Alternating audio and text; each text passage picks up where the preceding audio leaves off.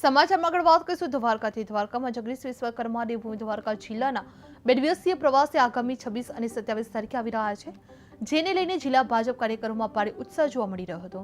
દ્વારકા ખાતે આગમન બાદ તેઓ સર્કિટ હાઉસમાં રાત્રિ રોકાણ કરશે અને બીજા દિવસે દ્વારકાધીશ મંદિર ખાતે દર્શન કરી આશીર્વાદ મેળવશે।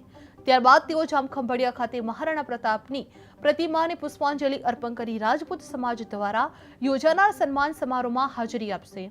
પછી જિલ્લા કમલમ કાર્યાલય ખાતે વિવિધ સમાજના આગેવાનો સાથે સંવાદ કરશે અને જામખંભાળિયા તથા ભાનવડ વિધાનસભાના બૂથ કાર્યકરોને સંબોધન કરશે। જે આ કાર્યક્રમ દરમિયાન તેઓ બૂથ પ્રમુખના ઘરે સાદું ભોજન લઈ કાર્યકરો સાથે મુલાકાત પણ કરશે। તેમના આ પ્રવાસને લઈને જિલ્લામાં ભાજપ સંગઠન વધુ મજબૂત બનશે તેવી કાર્યકરોમાં આશા વ્યક્ત થઈ રહી હતી। જે જગદીશ વિશ્વકર્માનો દ્વારકા જિલ્લામાં પ્રવાસ 2 દિવસ પ્રવાસે આવી રહ્યા છે, જે ભાજપ કાર્યકરોમાં ભારે ઉત્સાહ જોવા મળી રહ્યો છે। જે દ્વારકાધીશના દર્શન કર્યા બાદ કાર્યક્રમ જામખંભાળિયામાં સન્માન સમારોહમાં યોજાશે, જેમાં બુથ કાર્યકરોને પણ સંબોધન કરવા જઈ રહ્યા છે।